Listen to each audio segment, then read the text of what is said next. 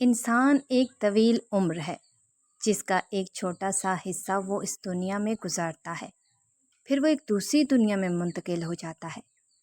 ان دو دنیاؤں کے درمیان ایک پردہ ہے جس میں نہ ادھر آ سکتا ہے نہ ادھر، لیکن پیغام آتے ہیں۔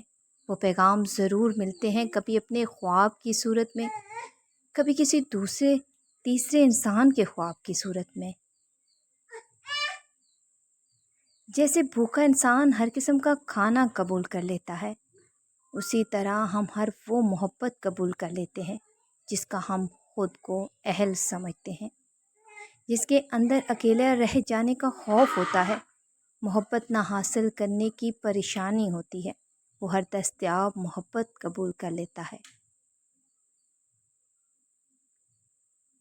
مصر کی اس عورت سے ایک غلطی ہوئی تھی کہ ایک جرم سرزد ہوا تھا، مگر اللہ نے اس کا وہ پردہ رکھ لیا۔ اس کا فعل تو بتایا مگر نام نہیں، اور جس چیز کا پردہ اللہ رکھنے وہ کھل نہیں سکتا، مگر ہم نے یوسف کے قصہ ممبر پر جا کر سنایا۔ ہم کیسے لوگ ہیں! مصیبت میں صبر اور نماز دو کنیاں ہیں جو آپ کو اللہ تعالیٰ کا ساتھ دلواتی ہیں۔ ان کے بغیر یہ ساتھ نہیں ملتا۔ اس لیے کوئی مصیبت آئے تو نماز میں زیادہ توجہ اور لگن ہونی چاہیے۔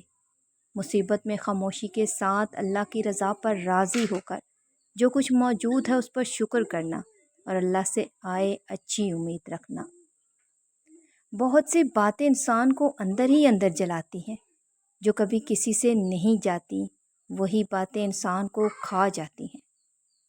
ناک کھوکھلا کر دیتی ہے، اور کھوکھلے لوگوں کا ضبط کانچ کی نازک چوڑیوں کی طرح ہوتا ہے۔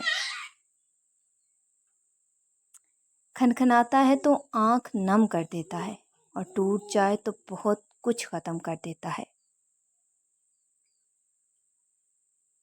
اور ہم سب کو عادت ڈال لینی چاہیے کسی دوسرے کے آنے کا انتظار کیے بغیر، کیونکہ اگر ہم اپنی محبت کی کھو دیں تب بھی ایک شے ہمارے پاس باقی رہتی ہے۔